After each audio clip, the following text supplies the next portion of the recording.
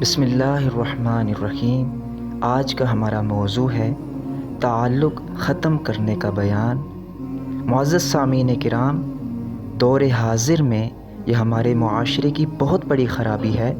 لوگ ایک دوسرے سے چھوٹی چھوٹی باتوں پر تعلق کو ختم کر دیتے ہیں اور پھر زندگیاں ختم ہو جاتی ہیں، لیکن ان کی ناراضگیاں وہ ختم نہیں ہوتی۔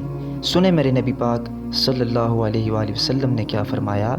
آقا علیہ الصلاۃ والسلام فرماتے ہیں، پیر اور جمعرات کے دن جنت کے دروازے کھول دیے جاتے ہیں، پھر اس دن مغفرت کر دی جاتی ہے ہر اس شخص کی جو اللہ کے ساتھ کسی چیز کو بھی شریک نہیں ٹھہراتا، سوائے ان لوگوں کے جنہوں نے ایک دوسرے سے تعلق کو ختم کر دیا ہو۔ اللہ اکبر! کتنا مہربان ہے ہمارا رب کہ اس کی مغفرت کا پروانہ 2 مرتبہ ہمارے پاس آتا ہے۔ وہ چاہتا ہے کہ ہمیں بخش دے، اور ہر اس شخص کو بخش بھی دیتا ہے جو مشرک نہ ہو، اللہ کے ساتھ شرک نہ کرتا ہو۔ لیکن کتنے افسوس کی بات ہے، کتنے افسوس کی بات ہے، وہ لوگ پھر بھی محروم رہ جاتے ہیں جو ایک دوسرے سے رشتہ توڑے ہوتے ہیں، ایک دوسرے سے تعلق کو ختم کیے ہوتے ہیں۔